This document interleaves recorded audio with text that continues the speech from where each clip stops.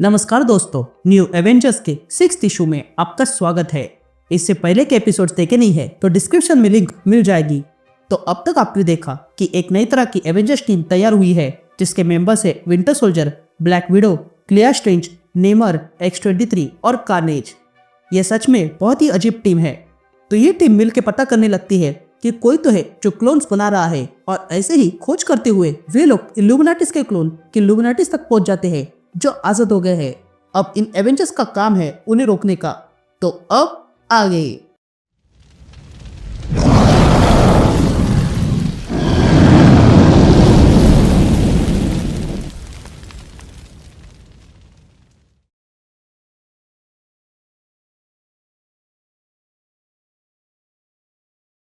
Osaka Japan में हम बीचों बीच एक गहरा गड्ढा देखते हैं जो किसी ने बनाया था। ये अब तक पता नहीं है कि किसने किया है।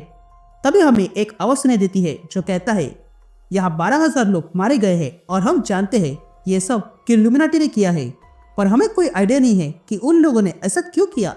अब सीन शिफ्ट होती है और हम न्यू मैक्सिको का डेजर्ट देखते हैं जहाँ पर बकी का सेफ हाउस है।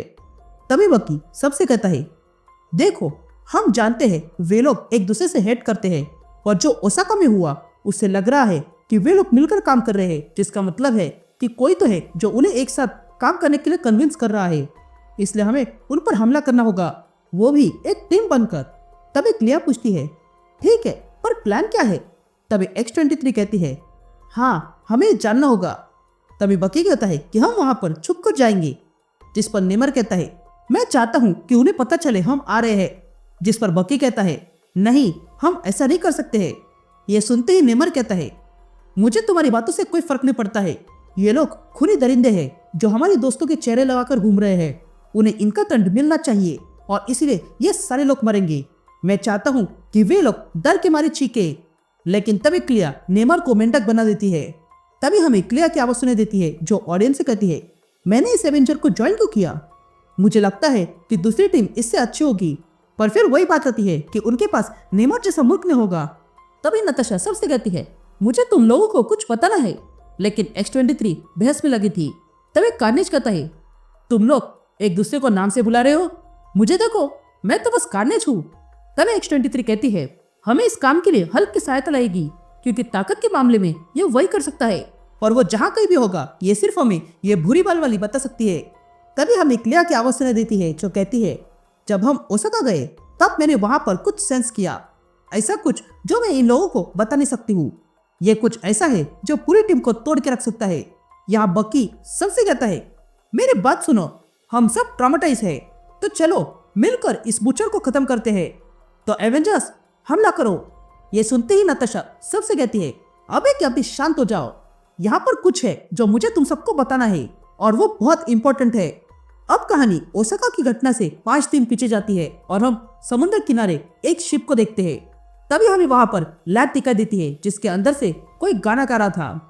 तभी वो आदमी गाने के जरिए कहता है मैं न्यूरोजेनिक क्लोन पे काम कर रहा हूँ और इसमें समय जा रहा है क्योंकि मेरे पास सही औजार नहीं है, और अगर मैंने डिलीवर नहीं किया तो वो मुझे मार देगा।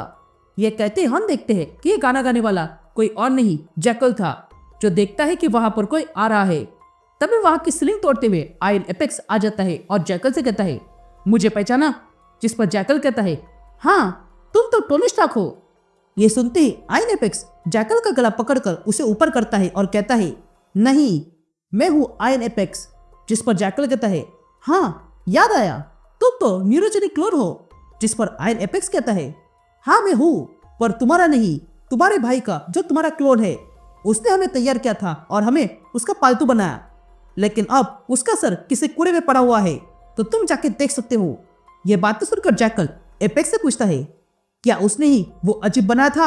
ये सुनते ही आयरन एपेक्स जैकल को फेंक देता है और कहता है अब से तुम हमारे पालतू हो, अब से तुम वही करोगे जो मैं तुमसे कहूंगा। तो बताओ तुम्हारे इस दरवाजे के पीछे कौन है? ये कहते हम देखते हैं कि इस जैकल ने भी कुछ क्लोन्स बना के रखे थे।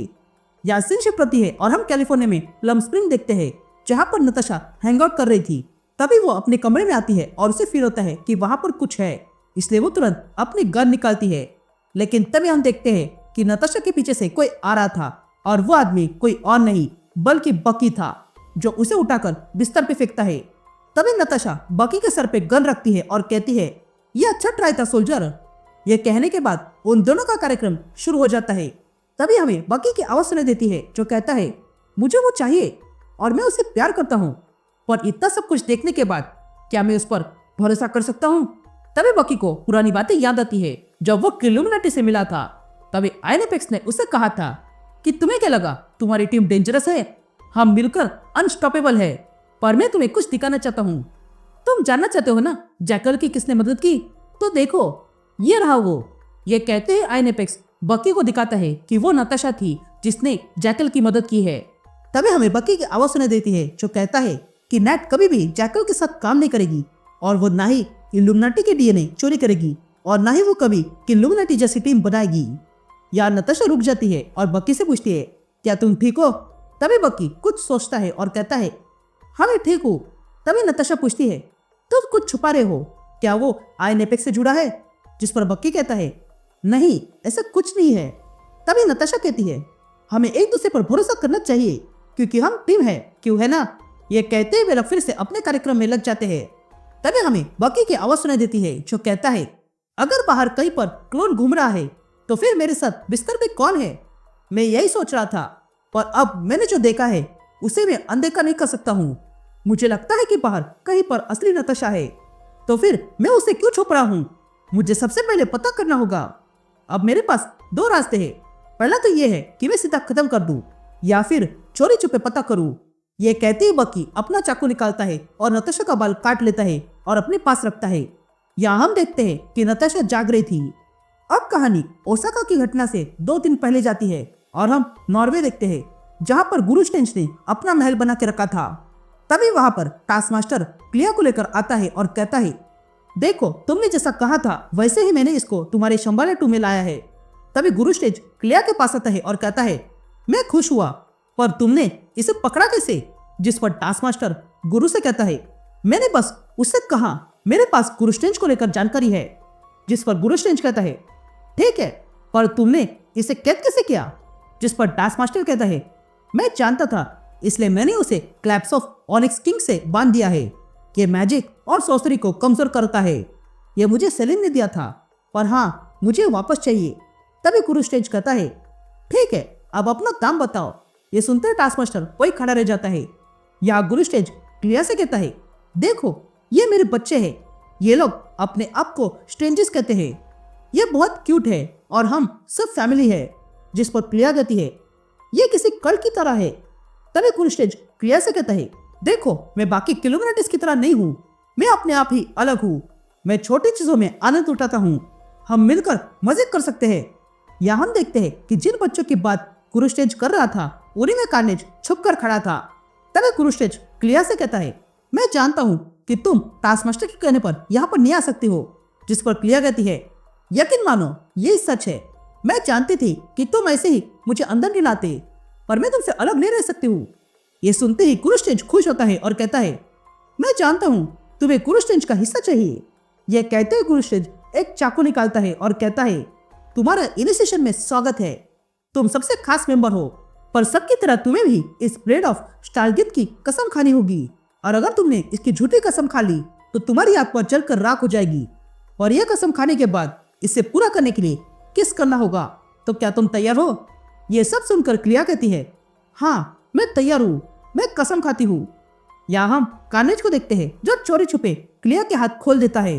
यहाँ क्लिया कसम खाने के बाद जानबूझकर किस करने जाती है और तब कार्नेज क्लिया के हाथ खोल देता है। ये देखकर क्लिया तुरंत गुरु स्टेंज पर हमला करती है और उसे उठाकर फेंक देती है। यहाँ हम देखते हैं कि बकी ही टास्कमास्टर बन के आया हुआ था जो गुरु स्टेंज के सर पे गन रखता है और कहता है, अब बताओ बाकी की इल्यूमिनाटीज कहाँ पे है?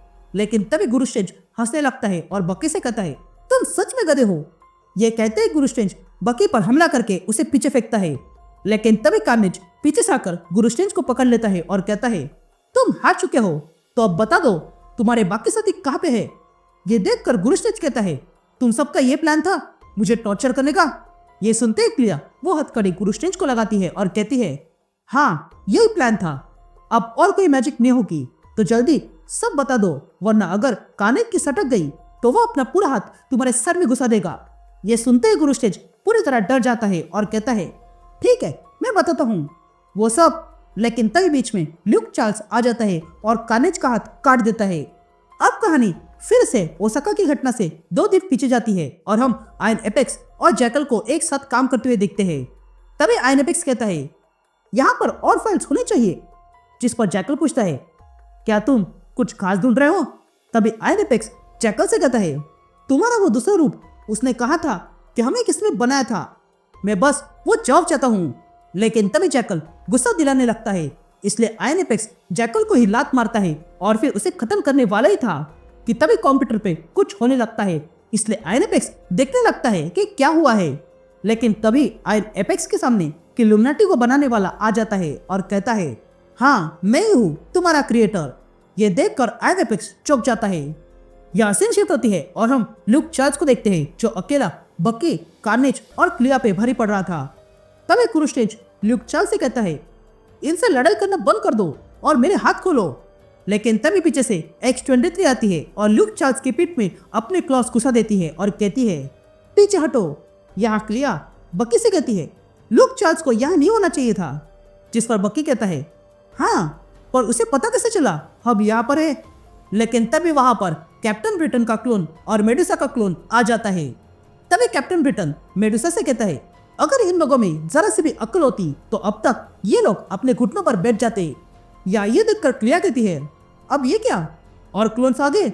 ये देखकर बकी कहता है अब समझा, ये सब हमारे लिए चाल था। ऑलराइट, तो ये इशू बहुत ही अच्छा था और हमें इस इशू से बहुत कुछ पता चला। लेकिन सवाल अब भी आता है कि वो क्रिएटर कौन है। खैर जो कोई भी होगा वो लास्ट इशू तक पता चल ही जाएगा। बकी को भी नताशा पर भरोसा नहीं है और ना ही बाकी टीम को आगे जाके होगा। अब देखते हैं कि इसके आगे के इश्यूज पे क्या पता चलता है। तो मिलता हूँ आपसे एक नए वीडियो में, तब तक के लिए गुड बाय।